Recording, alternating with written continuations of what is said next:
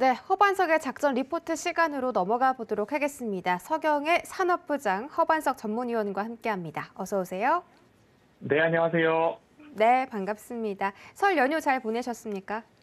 네, 잘 보냈습니다. 앵커님도 잘 보내셨습니까? 네, 저도 푹 쉬고 돌아왔습니다. 이제 우리 증시가 쉬는 동안에 미증시가 올랐다 보니까 그 점이 상당히 많이 아쉬운데 오늘 또 2월의 첫 번째 거래일이지 않습니까? 그래서 2월에는 또 어떤 좀 분석적인 부분을 가져가면 좋을지 오늘 허반석 전문위원께 좀 기대를 해보도록 하겠습니다. 화면으로 바로 확인해 보시죠. 네, 오늘의 업종 리포트는 2월의 캐치프레이즈입니다. 명확한 기준과 리스크 축소라고 써 있는데 어떤 의미인지 좀 궁금합니다. 바로 들어볼게요.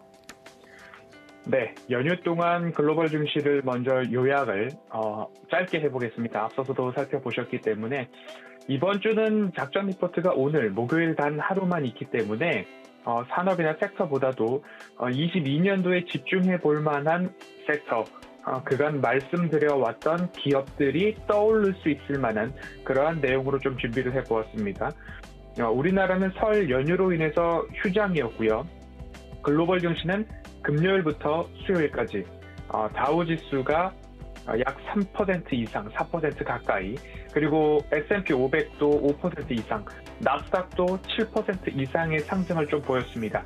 지난주 우리 시장의 코스닥 코스피 양지수의 등락률을 보면 코스피는 약 3.5% 하락을 했다가 1.87% 정도 반등이 나오면서 시장을 마감했습니다. 코스닥은 3.73% 정도 하락을 했다가 2.78% 정도 반등을 주면서 마감을 했습니다. 그 이후에 나스닥 기준으로는 7% 이상의 반등을 보여주었기 때문에 이러한 반등의 모습들이 우리 시장에도 조금 반영이 되지 않을까라는 기대감을 가지고 시장의 개장을 맞아야 되겠습니다. 2월의 캐치프레이즈는 명확한 기준 그리고 리스크 축소라는 두 축을 좀 말씀을 드리고 싶습니다. 앞서서도 중대한 결정은 FOMC 회의 결과가 확인이 되는 27일 이후에 하자라는 말씀을 좀 드렸고요. 27일 이후부터 말씀드리는 저의 주된 내용은 현 구간에서 손절 또는 매도를 했을 때 실익이 얼마나 있을까라는 말씀을 드리면서 5개월 연속 하락, 4주 연속 하락, 이러한 이야기, 그리고 이평선 21선 기준으로 이격도 90 이하에서는 그래도 반등이 나왔던 그간의 데이터들을 가지고서 명확한 기준을 가지고서 반등을 좀 기다려보는 전략이 더 나을 것 같습니다 라는 말씀을 드리고요. 지금 2월을 시작할 때에는 모든 명확한 기준들을 조금 탄탄히 세워 놓으셨다면 이제부터는 리스크 축소를 조금 이루어 나가셔야 할 텐데 그 리스크 축소, 금리 인상기에 어떠한 일이 벌어질 것인가, 그리고 국내 증시에는 LG에너지솔루션 상장과 더불어서 지난해 연말부터 여러 가지 수급 싸움들이 있었고 지금은 외국인들과의 일종의 수급 눈치 보기가 좀 진행될 모습입니다.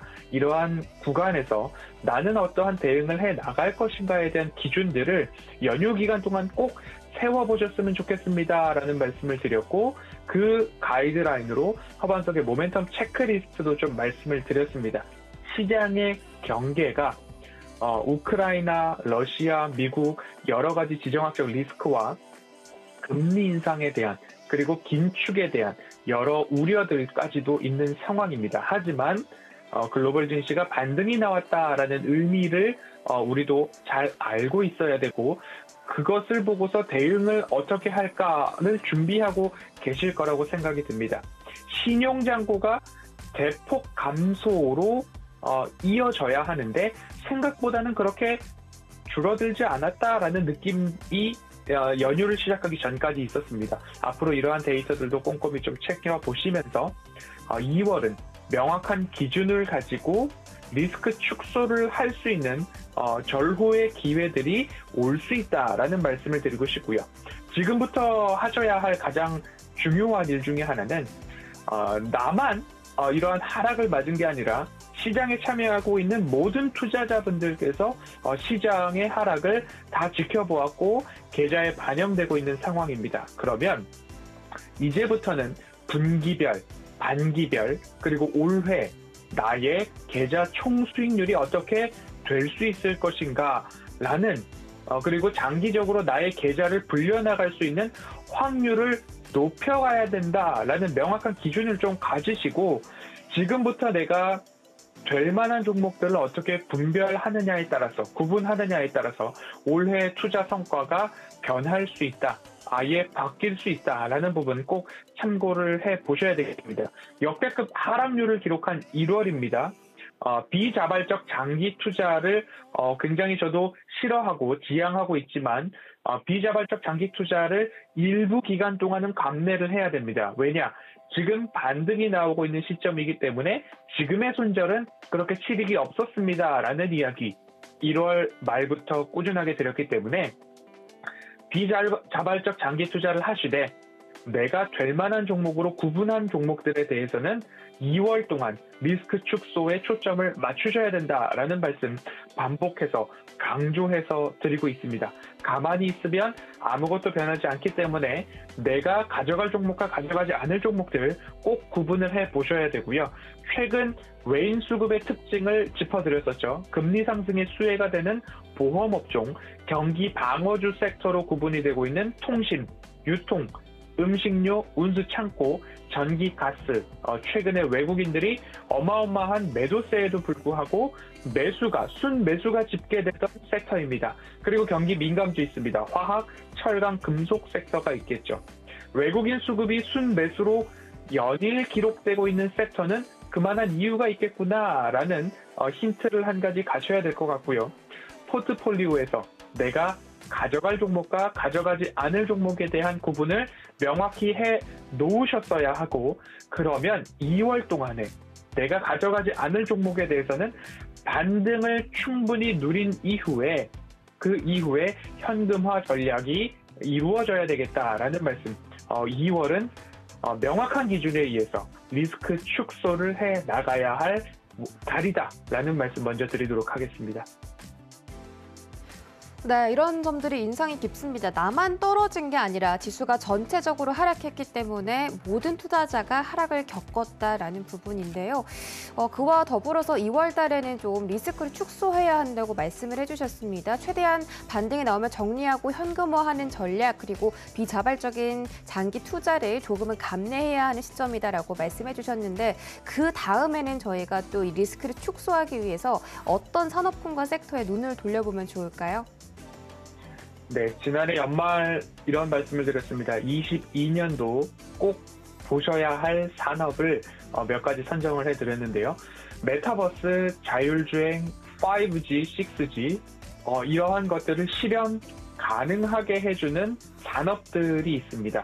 예를 들면 반도체, 통신 장비, OLED, 카메라, 모듈 이러한 부품들이 하나하나 다 모여야지 이러한 기술들이 하나하나 다 있어야지 메타버스 세상으로 우리들이 들어갈 수 있고 그리고 자율주행도 이러한 반도체, 통신 장비, 카메라 등이 있어야 자율주행도 가능하고 그리고 5G를 넘어 6G의 기술들도 반도체, 기지국, 통신망, 통신 장비 등이 있어야 우리가 수월하게 통신망의 서비스를 받을 수 있다라는 이야기들.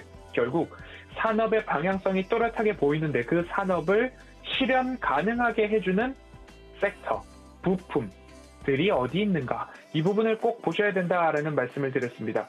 반도체, 삼성전자와 SK하이닉스 꾸준하게 저렴할 때 보시자라는 말씀을 좀 드렸고요. 그리고 기간적으로는 길게 보셔야 된다라는 말씀들을 드렸습니다.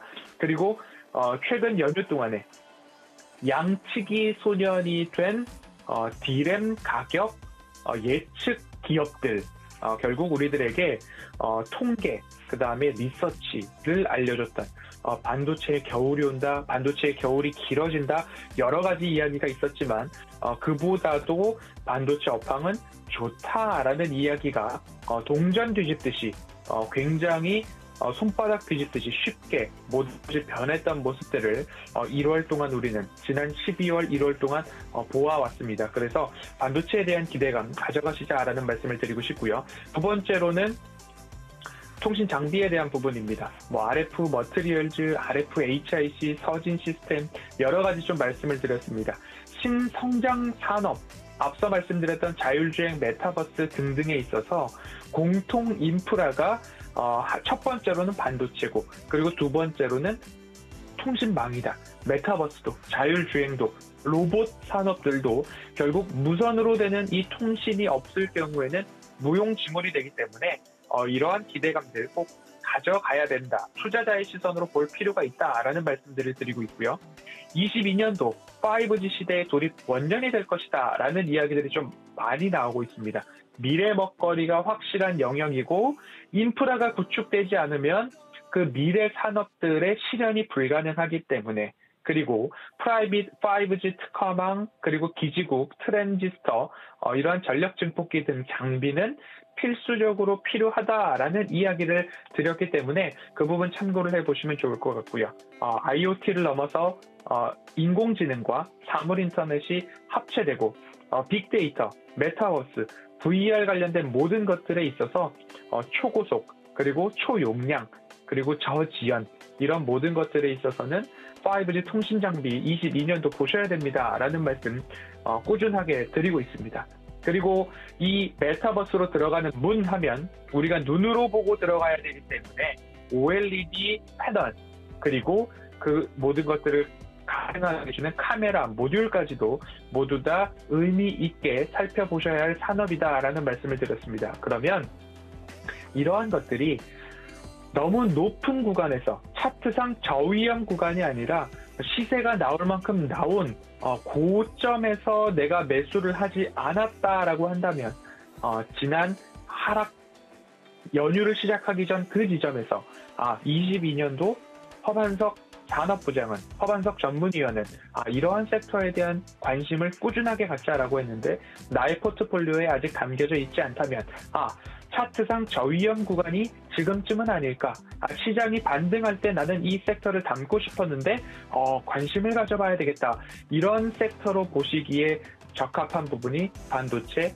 통신장비, OLED, 카메라 모듈, 그리고 여기에 추가적으로 말씀을 드린다면 1월 내내 함께 다루었던 리오프닝 관련된 섹터죠. 유통, 음식료, 영화, 카지노, 여행, 면세점 등등이 리오프닝 섹터로 좀 구분을 해볼 수 있을 것 같습니다.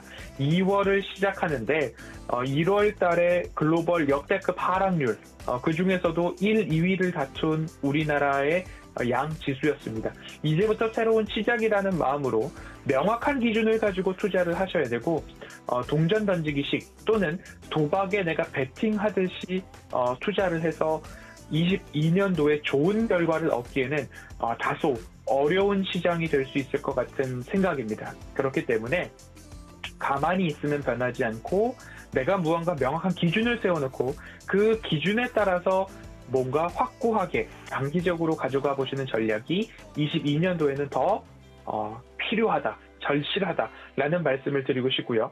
지수 반등 시마다 해야 할 일, 리스크 축소, 조금 자세히 말씀을 드리면 시장에 노출되어 있는 나의 종목의 수를 줄여보는 것도 한 가지 방법이 될 수 있겠다라는 말씀을 드리고 싶습니다.